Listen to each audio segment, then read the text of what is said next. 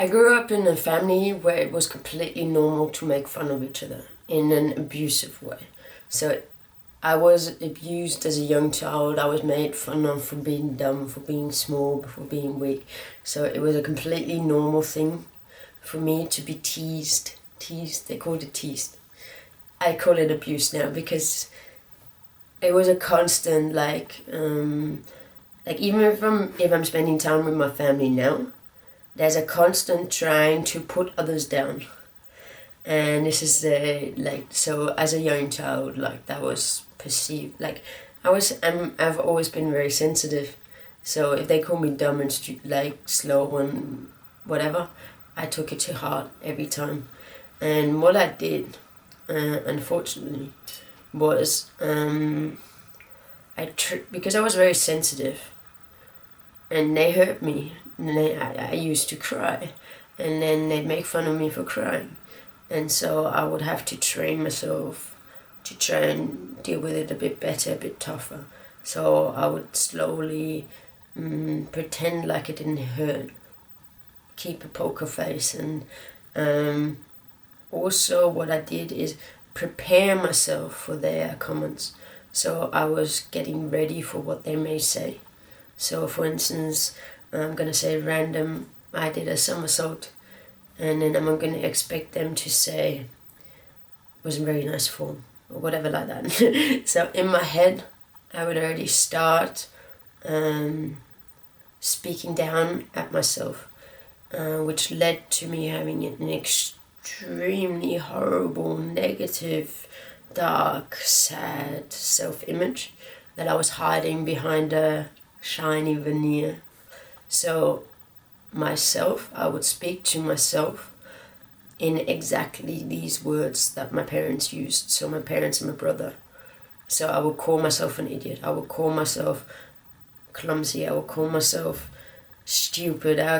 All kinds of things. So my image of myself slowly got worse and worse and worse and worse and worse, and commenced depression, anxiety. And what I thought I was doing is I thought I am making myself stronger, more perfect, more lovable for my family, more obedient, more whatever they wanted me to be. And I thought that I needed to keep myself in check to make sure that I don't feel superior because I'm obviously inferior. That was my mind back then. So I would always, whatever I do, I'd pick at the negatives. And this negative self-image is exactly what I want to talk about, because I didn't, until I completely stopped, I had no idea what a massive effect these tiny little words that we have in our mind, that we're telling ourselves, these tiny little mantras, let's call them mantras, we repeat these things in our head. And this is what Krishnamurti is talking about, because whatever we've got in our head, it's the past, it's over, it's not here right now in the present.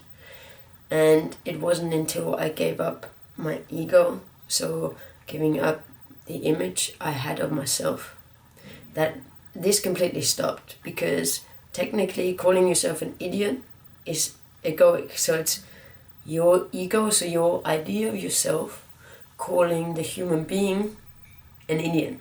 So I was just abusing myself in my own mind for fun. Why? And I didn't realize that this would have such a massive impact on my life.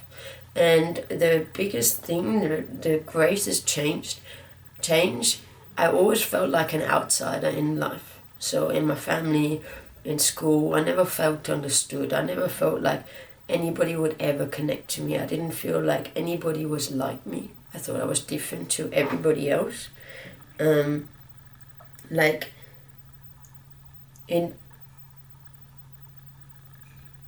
thought I was inferior to everybody else, but I needed to hide my inferiority. So I pretended to be something else. So I had a different, I presented something other than I felt on the inside. And what I felt on the inside was horrible and sad and tragic. And so people always shy away from the idea of ego death because they think about the overcompensation part, the good part, like the tiny little smidgen, the tip of the iceberg that we perceive as good, that we need to achieve our goals, to succeed, like all the things we think are good. I'm doing good on purpose this time because it's not actually good. It's just our way of dealing, like it's a compensation strategy. It's a defense mechanism. It's a trying to pretend you're something you're not, to be liked by others or to be whatever, successful. And like it works in our sick society. Unfortunately, it works. So the more heartless and ruthless and lying and manipulative I am, probably more successful I may be in finance or whatever, So like, this is the sick society.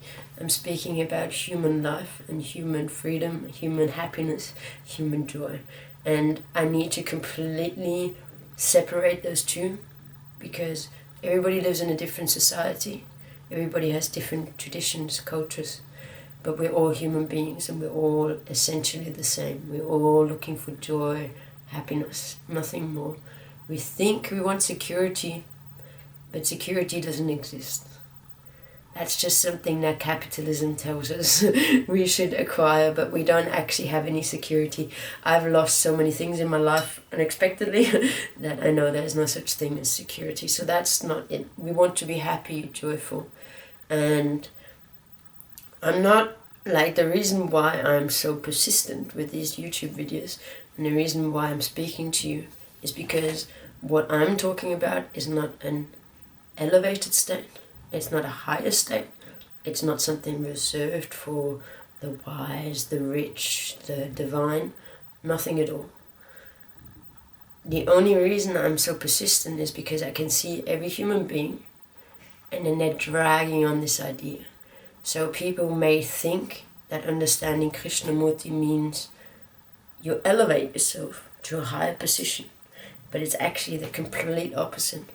It's stripping yourself of everything you thought you were, everything you hoped you'd be, everything you wished was going to come in the future, everything you thought you needed to get to be happy.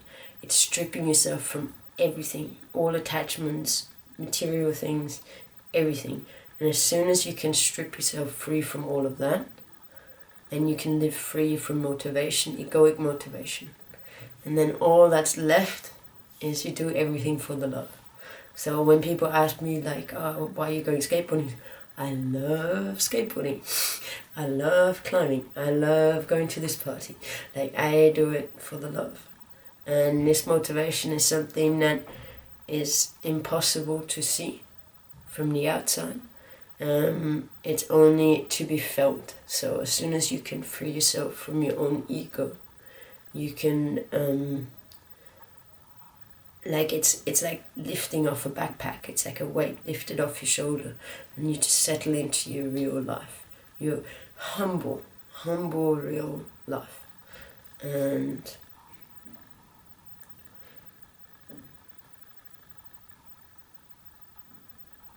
so it's just this added idea that we're dragging on. And that's why I know that every human can do it. Everybody's like, oh, I can't understand Krishnamurti. It's not for me, or I'm a working man. I don't have time to think about Krishnamurti. No, you don't understand. It's not you reaching a higher place. It's you stripping yourself of everything and facing your fears, facing everything in your life. Thank you very much for listening. One love.